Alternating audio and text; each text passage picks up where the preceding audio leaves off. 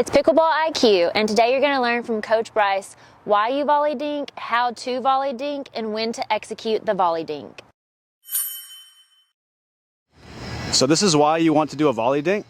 The main reason is it takes time away from your opponents. Whenever I take the ball out of the air when I can comfortably reach it, it's going to take time away from my opponent, and I can move her around and cause pop-ups and errors. Also, whenever I'm dinking and I'm leaned in like this, it creates a lot of pressure. Whenever I first started dinking, I was letting way too many balls bounce, and I realized that my opponent always had time to get ready again. And then I realized once I'm taking it out of the air, I'm kind of moving my opponents around like puppets, and I'm not the one that's getting burned off the line. I want to hold this line at all costs, trying to force her off the line. I also noticed that whenever I was leaned in, taking the ball out of the air, it creates a lot more pressure. And she's trying to frantically get back into the point. I'm the one that's kind of winning, so to speak. Here's an example of me letting everything bounce.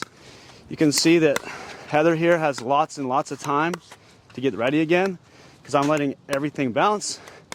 Now notice that when I start leaning in, sometimes you're not going to be able to reach the ball, and that's fine. Just get ready for the next one and try to lean in and take that one. Okay, so how to do a volley dink. The technique is pretty simple, but the first thing you want to do is go ahead and lean in and see how far your comfortable reach is. A lot of people, they learn how to volley dink and they want to lean in too far. This is not comfortable. And normally when you lean in like this far, you're going to make mistakes and possibly pop up the ball a little bit. You want to find your comfortable reach. Everybody has a different reach, so it's up to you to find that reach. Go ahead. So this feels comfortable for me. Go ahead. This is comfortable for me. And notice how I'm already leaned in. So I can already tell I couldn't take that one, but I knew right away that I couldn't because I'm already leaned in. If I'm like in this kind of ready position here and I have to go for it, there's a little bit of question of can I take it or can I not? Plus, when I reach in on the spot like that, that's a much harder shot, and I'm much more likely to pop it up instead of if I was leaned in like this, taking it out of the air comfortably. The technique, I'm trying to use my arm and shoulder because those are going to be way more stable than the wrist. When you use your wrist, when you break your wrist like that, yeah, you can get a little bit of extra spin on the ball, but you're causing a lot more possibility for errors and pop-ups. You want to just nudge the ball over with your arm and shoulder. The larger muscles give you way more stability and allow you to just barely tap it over.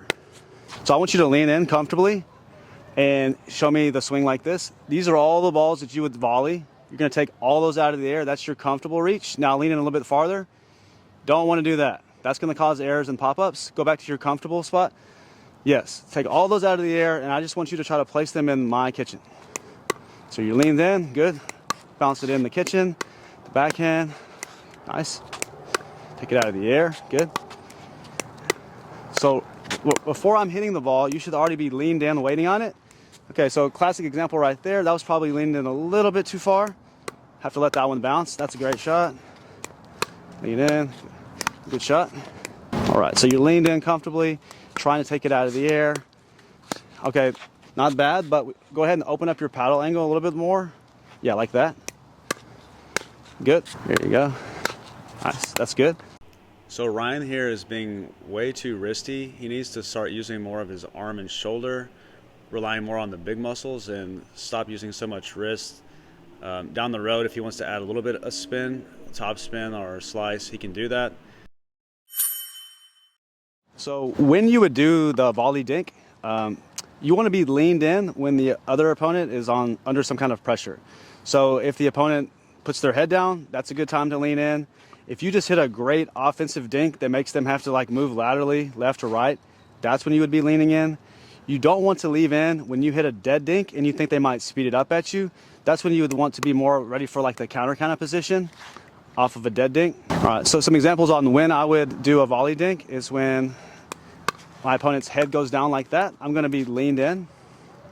So I'm always trying to make my opponent's head go down so that I can lean in. So if I hit a nice aggressive dink that causes my opponent to move around a lot, I'm going to be leaned in for the next ball like this. If the head goes down, I'm leaned in for the next one. I don't want to lean in on a dead dink that I think she might speed it up because I need to be ready to counter the ball. Okay, so one progression on how you can learn the volley dink is you and your practice partner, one tosses the ball towards the line, and your teammate prevents the ball from hitting the line or the blue, taking the ball out of the air, working on the volley dink. The reason we're tossing is so that the ball can be very consistent on placement. So Heather's trying to take the ball out of the air, but trying to get it to land in my kitchen at the same time. So those are a little bit too deep. She needs to shorten it like that one. That was perfect. I'm tossing, trying to get her line. She's preventing it. That's perfect. All right, so her first step is to try to get it out of the air in the middle of my kitchen. And then once she gets more comfortable hitting all the balls in the middle of my kitchen, she wants to start taking them out of the air, working me corner to corner here. So on this next few, just try to take it out of the air and put it left and right. Trying to move me around. It's no big deal. So out of the air, yeah, that's really good. Make me have to take a step like that. Trying to move me around like a puppet. Okay, so out of the air, nudge it over. Make sure you're leaned in. That's good. Lean in, nice. Good, that's very good.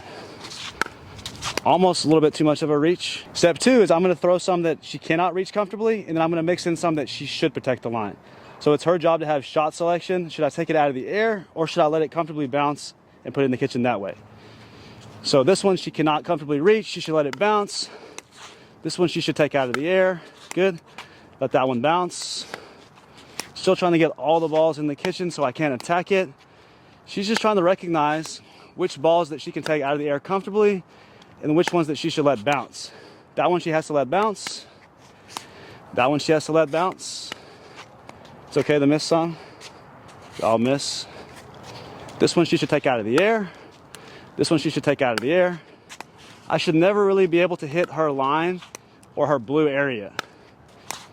At least this color court is blue. Yeah, that's good. And let that one bounce. Take it out of the air. Now you decide.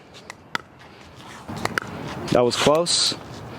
If you find yourself looking down and seeing the ball hit the line or the blue, then you probably know you could have taken it out of the air. But everybody has a different reach, so it's up to you to experiment to see which balls you can comfortably take and which ones you cannot. All right, so this is a good drill for practicing volley dinks where we're trying to both lean in and protect our quote-unquote birdie. I'm trying not to let the ball hit this container with the ball on it, and Heather's trying to prevent the ball from touching hers. These are our little birdies, and we're trying to protect them. Mine almost died right there. And good, take the ball out of the air, protect your birdie. If you put the ball into the net, you're supposed to sacrifice the birdie, and the game's over. Yeah, so after she's learned how to volley dink, we're now just gonna play a practice game to 5 rally scoring where we're only allowed to dink, but she's leaned in, taking the ball out of the air, and so am I. Trying to make our opponents force errors. Only allowed to dink though, so I'm gonna try to move her around. Ah, yeah, she almost got me. Only allowed to dink. She's doing a good job. Good volley. Way to move me around. Game cross court, same idea. We're only allowed to dink. She should be volley dinking when she can. Take it out of the air. If she has to let it bounce, she's letting it bounce. So I'm gonna apply a little bit of pressure to her as well. That's 1 point for me, so 1-0.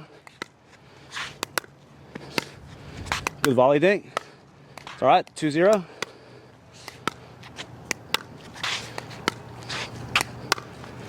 Trying to set her up for some shots that she can take out of the air. That's 3. Can't reach that one, no big deal. As long as she's leaned in and ready to take it out of the air first, that's a good shot. So essentially we're gonna play a game in all 4 quadrants, down the line and also cross court. That's really good. Move me around. That's all right, the 1-0. I should have taken that out of the air. That's good. Try 2. Yeah. So it's really good to realize the ones that you should have taken versus the ones that you should not have taken. That's a really good dink. Oh, a little bit too aggressive on that one. Yeah, 0-0. Now we're doing this side. working on the volley dink still. She's leaned in, taking it out of the air, and she just beat me with a dink. Very good. So for more tips like this, so you can enhance your pickleball IQ, so you can play harder And smarter. hit that subscribe button down below, ring the notification bell so you get notified when we put up new videos. Hit the like button because it really helps us with the YouTube algorithm, and drop a comment if you like. All right, until next time, see ya. Bye.